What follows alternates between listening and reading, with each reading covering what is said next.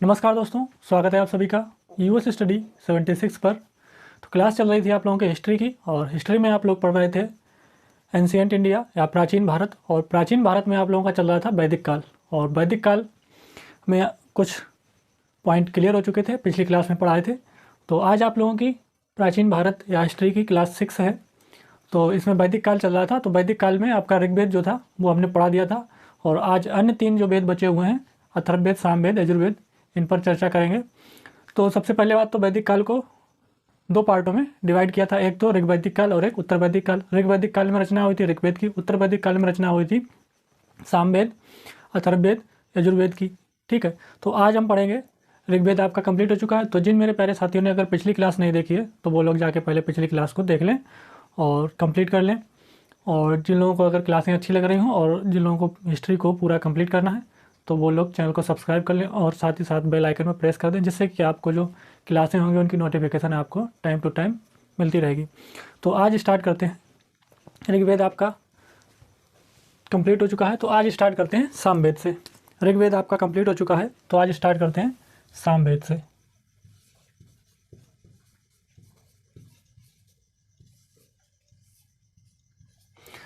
सामवेद से स्टार्ट करते हैं। तो सबसे पहले आप लोग जानिए ये सामवेद का जो सामवेद है इसका क्या मतलब है। तो ये साम शब्द से बना है, साम शब्द से बना है। इसका मतलब क्या होता है? गायन या सिंगिंग करना। यह साम शब्द से मिलकर बना है, जिसका मतलब ही होता है गायन या सिंगिंग करना। तो जब इसका मतलब ही गायन या सिंगिंग करना होता है, ठीक है, तो इसको क्या कहते हैं, इसमें क्या क्या विशेषताएं वो देखिए। तो सामवेद को क्या कहा जाता है? संगीत का जनक कहा जाता है। इसको क्या कहा जाता है? संगीत का जनक कहा जाता है। सामवेद को क्या भारतीय संगीत का जनक माना जाता है।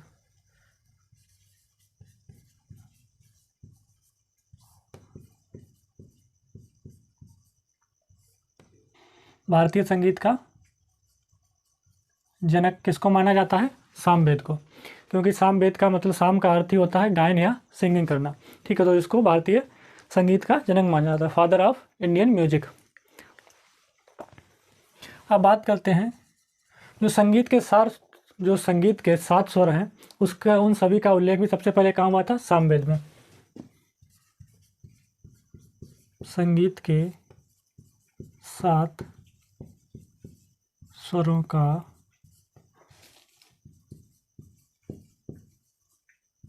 उल्लेख, संगीत के 7 स्वरों का उल्लेख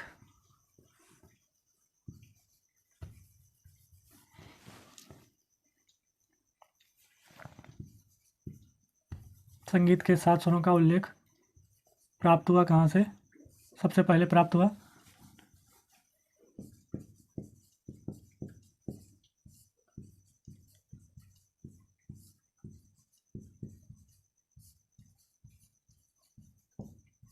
संगीत के 7 स्वरों का उल्लेख सबसे पहले प्राप्त हुआ कहाँ से? सामवेद से। अब वो 7 स्वर कौन से हैं देखिएगा।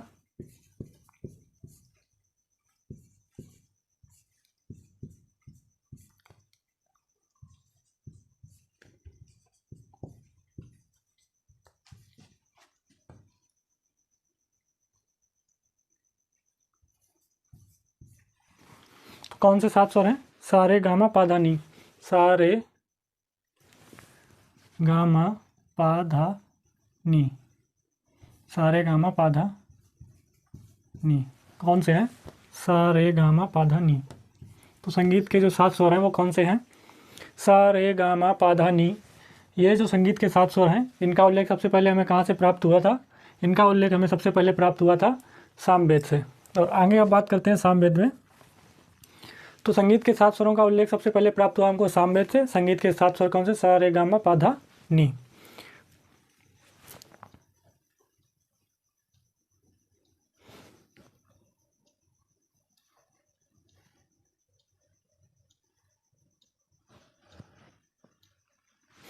और आगे बात करते हैं, इसमें जो भी मंत्र हैं, ये मंत्रों का संलग्न किया गया है। ये भी असेंबल किए गए हैं जितने भी इसमें मंत्र हैं। तो उनको क्या किया जाता है? इसमें जितने भी मंत्र हैं उनका संकलन किया गया है। उनको उच्चारण ना करके बल्कि उनका गायन किया जाता है, उनको गाया जाता है। इसमें जितने भी मंत्र हैं, मंत्रों का क्या किया जाता है? इसमें मंत्रों का उच्चारण करके गायन किया जाता है, यानी कि गाया जाता है। और इसमें सूर्यदेव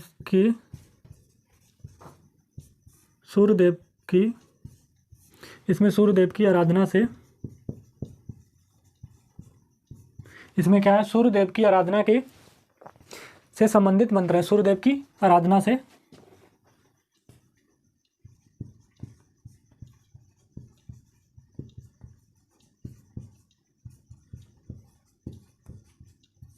इसमें सूर्यदेव की आराधना की संबंधित मंत्र है, सूर्यदेव की आराधना से संबंधित मंत्र है। अब इसमें बात करते हैं इसका ब्राह्मण ग्रंथ क्या है।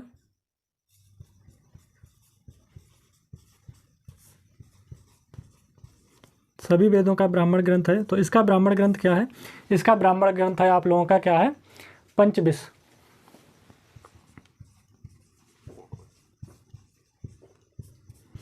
जिसको इसका ब्राह्मण ग्रंथ क्या है, पंचविश, जिसको तांडे ब्राह्मण भी कहते हैं, पंचविश ब्राह्मण। इसका ब्राह्मण ग्रंथ है पंचविश ब्राह्मण। और इसका उपवेद क्या है,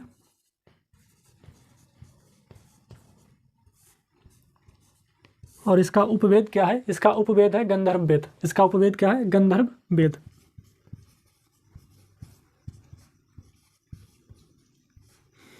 इसका उपवेद है गंधर्व वेद, जिसके प्रवर्तक माने जाते हैं कौन, नारद। जिसके प्रवर्तक कौन माने जाते हैं, नारद। इसका उपवेद है गंधर्व वेद और जिसके प्रवर्तक माने जाते हैं नारद। अब और एक बात आती है, वह व्यक्ति जो इन मंत्रों का उच्चारण करता है, वह व्यक्ति जो सामवेद के मंत्रों का उच्चारण करता है, उस व्यक्ति को क्या कहा जाता है।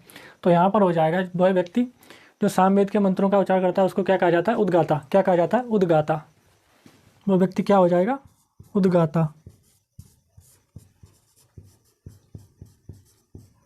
उद्गाता। तो यहाँ पर ये भी जो सामवेद से संबंधित जो भी जानकारी थी वो यहाँ पर आपको हमने नोट कराई है। जैसे कि देखिए, भारतीय संगीत का जनक कौन है, सामवेद। इसको भारतीय संगीत का जनक कहते हैं। संगीत के 7 स्वरों का उल्लेख सबसे पहले प्राप्त हुआ हमको कहाँ से, सामवेद से। कौन से, सा रे गा मा पा धा नी। इसमें मंत्रों का क्या किया जाता है, उच्चारण की वजह से गायन किया जाता है। इसमें मंत्रों का उच्चारण न करके बल्कि गायन किया जाता है। इसमें सूर्यदेव की आराधना से संबंधित मंत्र हैं। इसका ब्राह्मण ग्रंथ है पंचविश ब्राह्मण या तांडे ब्राह्मण भी कहते हैं उसको। इसका उपवेद है गंधर्व वेद, जिसके प्रवर्तक है नारद। वह व्यक्ति जो सामवेद के मंत्रों का उच्चारण करता है या गायन करता है, वह व्यक्ति क्या कहलाता है, उद्गाता। तो ये आपका सामवेद पूरा यहाँ पर हो गया। अब आगे बात करते हैं सामवेद, आप बात कर लेते हैं यजुर्वेद की।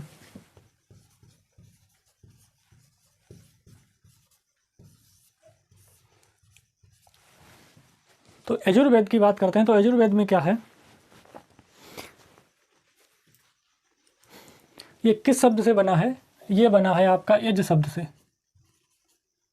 ये यज शब्द से बना है और इस यज शब्द का मतलब क्या होता है, यज्ञ करना या याचना करना। तो ये यजुर्वेद यज शब्द से बना है। किस शब्द से बना है, यज शब्द से। और यज शब्द का मतलब ही क्या होता है, यज्ञ करना या याचना करना। ठीक है, तो इसका मतलब ये हो जाएगा। और इसमें जो मंत्र हैं वो किससे संबंधित हैं, इसमें जो मंत्र या मंत्राज हैं वो किससे संबंधित हैं, वो आपके यहाँ पर जो मंत्र हैं वो है संबंधित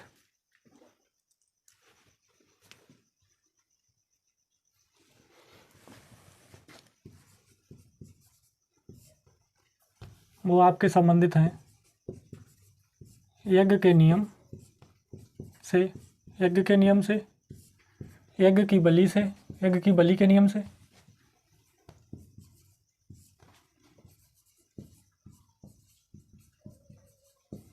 यज्ञ की बलि के नियम से, एवं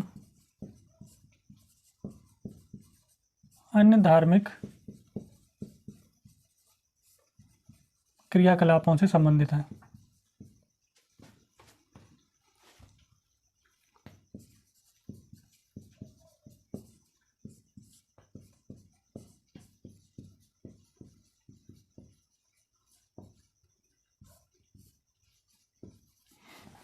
तो इसमें जो मंत्र है वो किससे संबंधित है, यज्ञ के नियम से, यज्ञ की बलि एवं अन्य धार्मिक क्रियाकलापों से संबंधित है इसमें जो मंत्र हैं। और यह एकमात्र ऐसा ग्रंथ है जिसमें गद्य और पद्य दोनों हैं। एकमात्र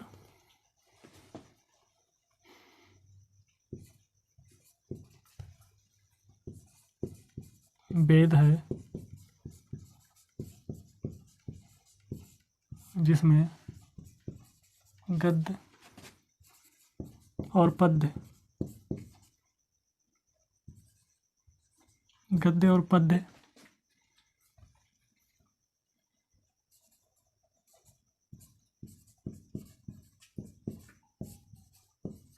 गद्य और पद्य दोनों हैं। यह एकमात्र वेद है जिसमें गद्य और पद्य दोनों हैं। गद्य और पद्य दोनों हैं। ठीक है।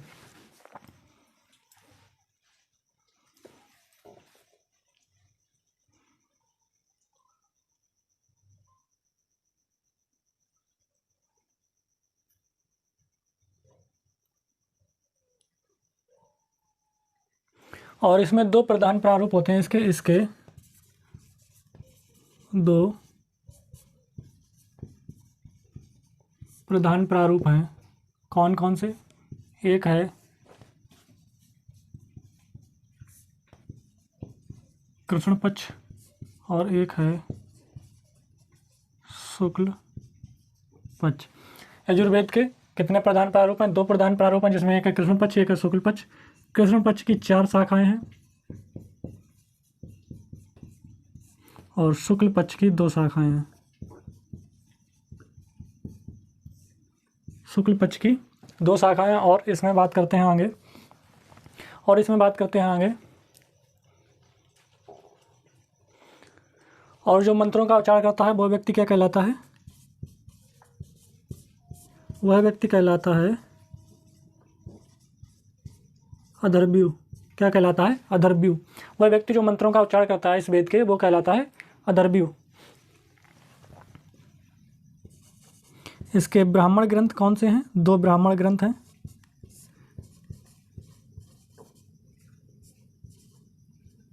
इसके 2 ब्राह्मण ग्रंथ हैं। कौन कौन से? एक तो है इसका तैत्तिरीय और एक है शतपथ। तैत्तिरीय और शतपथ, इसके 2 ब्राह्मण ग्रंथ हैं। एक है तैत्तिरीय और एक है शतपथ। और वह व्यक्ति जो इसके मंत्रों का उच्चारण करता है वो अधर्व्यू कहलाता है। और इसका उपवेद कौन सा है? इसका उपवेद हो जाएगा धनुर्वेद।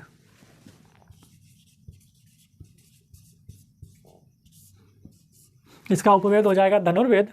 और जिसके प्रवर्तक माने जाते हैं विश्वामित्र।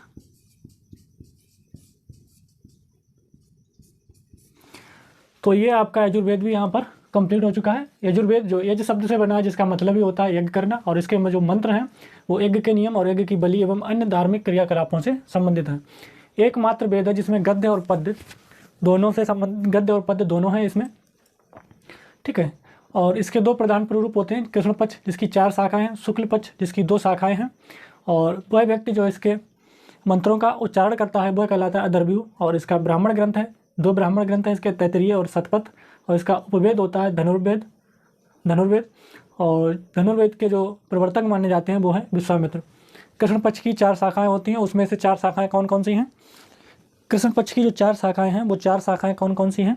वो 4 शाखाएं हैं यहाँ पर कपिष्टल, कांक, मैत्रेयी और तैत्तिरीय। और जो 2 शाखाएं होती हैं वो कौन कौन सी हैं? कण्व और मध्यान्ह। ठीक है। तो ये इतना आप लोग याद रखना। 4 शाखाएं कौन कौन सी होती हैं? कपिष्टल, तैत्तिरीय,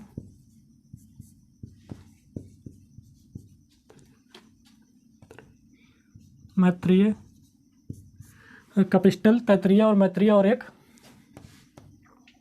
कांक। कपिष्टल, तैत्तिरीय, मैत्रेयी और कांक।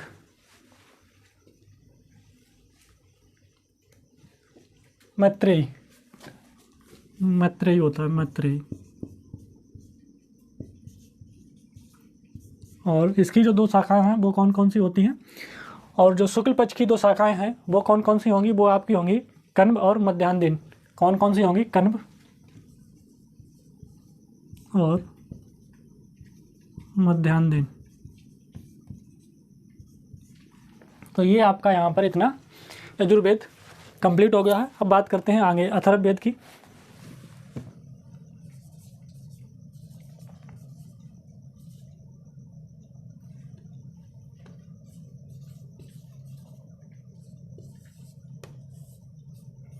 अथर्ववेद, और अथर्ववेद को एक और नाम से जाना जाता है ब्रह्मवेद या श्रेष्ठम वेद।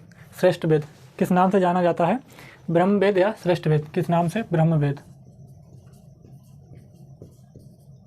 ब्रह्मवेद या श्रेष्ठ वेद के नाम से भी जाना जाता है अथर्ववेद को। अब अथर्ववेद की बात करते हैं। इसका नाम कैसे पड़ा? अथर्ववेद किस व्यक्ति के नाम पर पड़ा? तो अथर्ववेद नाम पड़ा है अथर्वा ऋषि के नाम पर। किसके नाम पर? अथर्वा ऋषि के।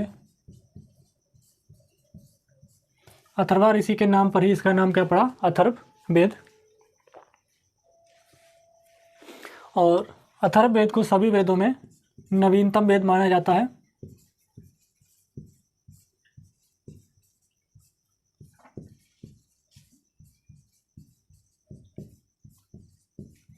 ये कैसा माना जाता है? नवीन वेद। किसमें? सभी वेदों में। और बाद में बात करते हैं इसमें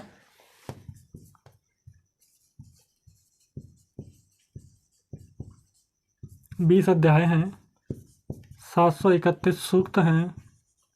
इसमें 20 अध्याय हैं, 731 सूक्त हैं और 6000 मंत्र हैं। इसमें 20 अध्याय हैं, 731 सूक्त हैं और 6000 इसमें टोटल मंत्र हैं। तो ये अथर्ववेद जो बना है 20 अध्याय और उसमें 731 सूक्त और 6000 मंत्र हैं। और इस वेद पर क्या है? इस वेद में जो मंत्र हैं वो किससे संबंधित हैं? तो जादू टोना, वशीकरण, जादू टोना, वशीकरण और भूत प्रेत एवं औषधियों से संबंधित हैं।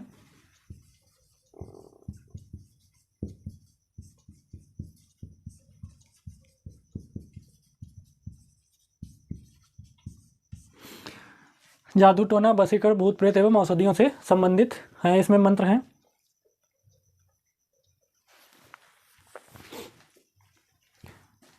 इसमें काशी का उल्लेख होता है जो अब प्रेजेंट टाइम पे वाराणसी है। ठीक है, काशी का सर्वप्रथम उल्लेख कहाँ पर मिलता है हमको? अथर्ववेद में, जो प्रेजेंट टाइम पर अब वाराणसी है।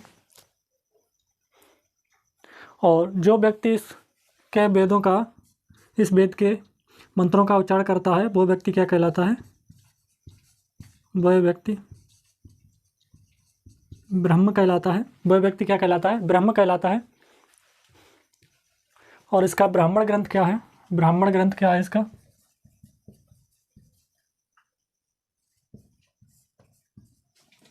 और इसका ब्राह्मण ग्रंथ क्या है? इसका ब्राह्मण ग्रंथ है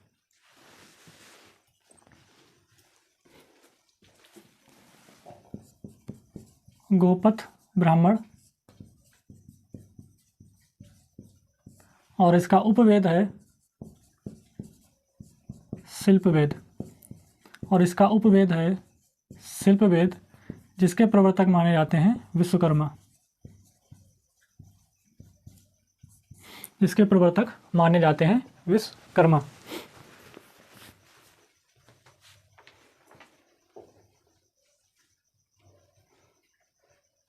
और इसी वेद में कुरु के शासक परीक्षित का भी वर्णन मिलता है। कुरु के शासक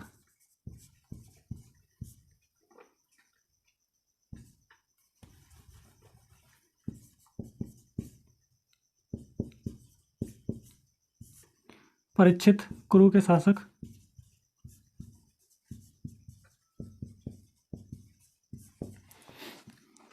का उल्लेख होता है, मिलता है यहाँ पर सर्वप्रथम।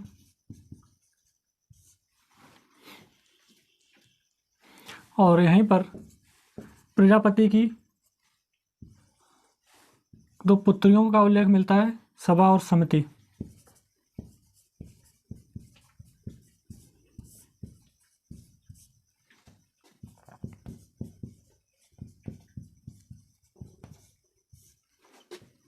कौन कौन सभा और समिति।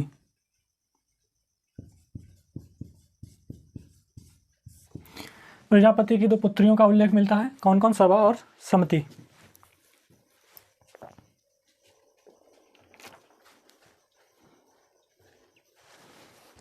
तो यहाँ पर आप लोगों का ये ऋग्वेद और सामवेद और यजुर्वेद और अथर्ववेद, आपके चारों वेद यहाँ पर कंप्लीट हो चुके हैं। अब बात कर लेते हैं आगे जो साहित्यिक स्रोत थे वैदिक काल के, उसमें आपके ऋग्वेद, सामवेद, अथर्ववेद, यजुर्वेद कंप्लीट हो चुके हैं। अब बात कर लेते हैं आरण्यक और उपनिषद। आरण्यक और उपनिषद की बात कर लेते हैं, उनको भी देख लेते हैं एक बार, फिर आगे बात करते हैं। लिटरेचर सोर्स थे, साहित्यिक स्रोत थे, उस पर अब बात कर लेते हैं आरण्यक की। आरण्यक क्या होता है? तो सबसे पहले बात तो यह है, आरण्यक किस शब्द से मिलकर बना है या क्या मतलब है। तो ये जो बना है, ये आरण्य शब्द से बना है। आरण्य शब्द से बना है और इस शब्द का ही मतलब क्या होता है? वन। इस शब्द का मतलब ही क्या होता है? वन या फॉरेस्ट। तो आरण्यक जो है वो आरण्य शब्द से मिलकर बना है और जिसका मतलब ही होता है वन या फॉरेस्ट, यानी कि जंगल कह सकते हैं इसको। अब बात आती है कि ये जो होते हैं इसमें क्या मतलब होता है। तो ये वो ब्राह्मण ग्रंथ होते हैं, ये जो ग्रंथ होते हैं, कौन से ग्रंथ होते हैं? ये वो ब्राह्मण ग्रंथ होते हैं जो वनों में इनकी रचना की जाती है। कौन सी? ये वो ब्राह्मण ग्रंथ होते हैं जिनकी रचना वनों में की जाती है। तो क्या होते हैं? ये वो ब्राह्मण ग्रंथ होते हैं जिनकी रचना वनों में की जाती है। जिनकी रचना वनों में की जाती है, ये वो ब्राह्मण ग्रंथ होते हैं। और ये टोटल कितने हैं?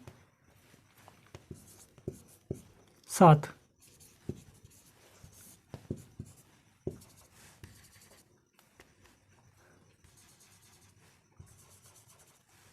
सात हैं। कौन कौन से हैं?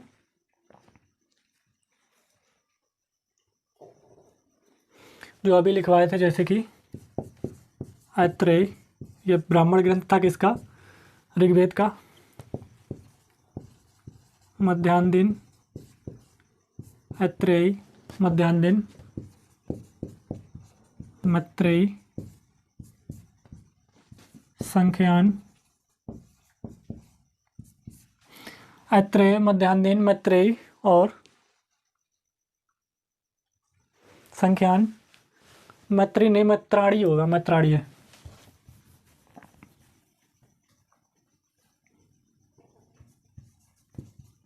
मैत्राणी, संख्यान, तलबकार। ऐत्रेय, मध्याह्न दिन, मैत्राणी, ये मैत्रेय नहीं मैत्राणी होगा, और संख्यान और तलबकार और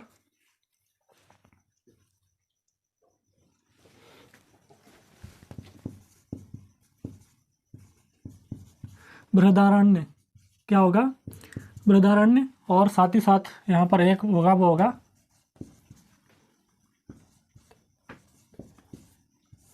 तैत्तिरीय। ठीक है, क्या होगा? ऐत्रेय, मध्याह्न दिन, ऐत्रेय, मध्याह्न दिन, मैत्राणीय, संख्यान, तलबकार, बृहदारण्य और बृहदारण्यक और तैत्तिरीय। ये आपके जो हैं ये क्या हो जाएंगे? ये आपके 7 आरण्यक हो जाएंगे। 7 आरण्यक हो जाएंगे ये आप लोगों के। अब बात कर लेते हैं उपनिषद के बारे में कि उपनिषद क्या है। जो लिखवाए थे इसके साहित्यिक स्रोत, उसमें उपनिषद था। उपनिषद किन शब्दों से मिलकर बना है? तो सबसे पहले देखिए, उपनिषद बना ही 2 शब्दों से मिलकर बना है, उप और निषद। उप का मतलब होता है समीप और निषद का मतलब होता है बैठना। उप का मतलब होता है समीप और निषद का मतलब होता है बैठना। तो इसका मतलब क्या हो जाएगा? उपनिषद वो ग्रंथ हो जाएंगे, यहाँ पर वो ग्रंथ हो जाएंगे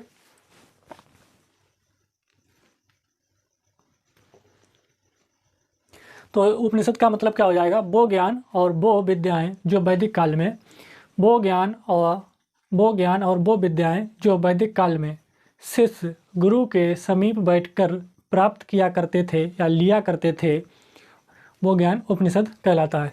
ठीक है, उपनिषद कहा जाता है, उन्हीं को उपनिषद कहते हैं। उपनिषदों की संख्या कितनी है? इनकी जो संख्या है, ध्यान रखना, 108, 108, 108। इनकी संख्या कितनी है? 108, जिसमें से 12 जो हैं वो प्रमाणित हैं, सर्टिफाइड हैं। 108 है जिसमें 12 प्रमाणित हैं, 108 है जिसमें 12 प्रमाणित हैं। और बात करते हैं इसमें कुछ इम्पोर्टेंट जो उपनिषद हैं उनके बारे में बात कर लेते हैं। जैसे कि एक हो जाएगा मांडुक्योपनिषद,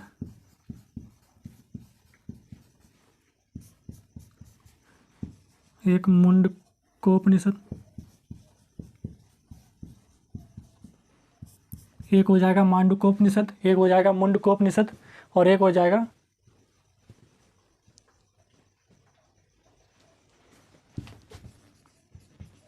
काठोपनिषद।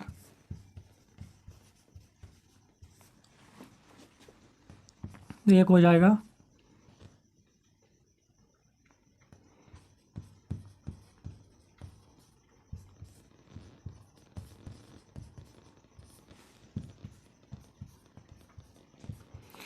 ये हो जाएंगे मांडुक्योपनिषद, मुंडकोपनिषद, काठोपनिषद और बृहदारण्यक निषद, बृहदारण्यक निषद। तो अब बात आती है यहाँ से क्या क्या लिया गया है।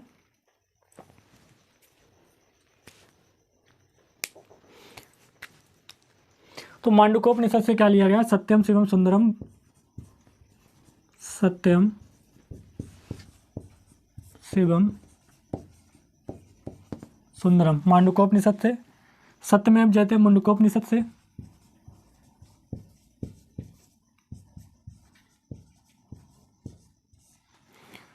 काठोपनिषद से लिया गया है नचिकेता,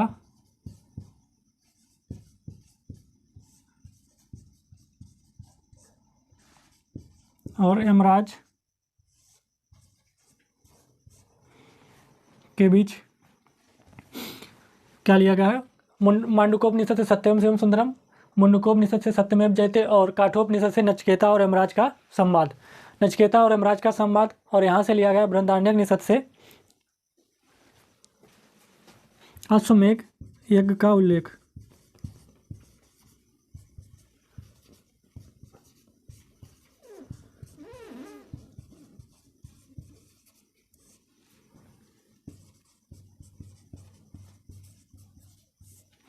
तो यहाँ से इतना हो जाएगा क्या?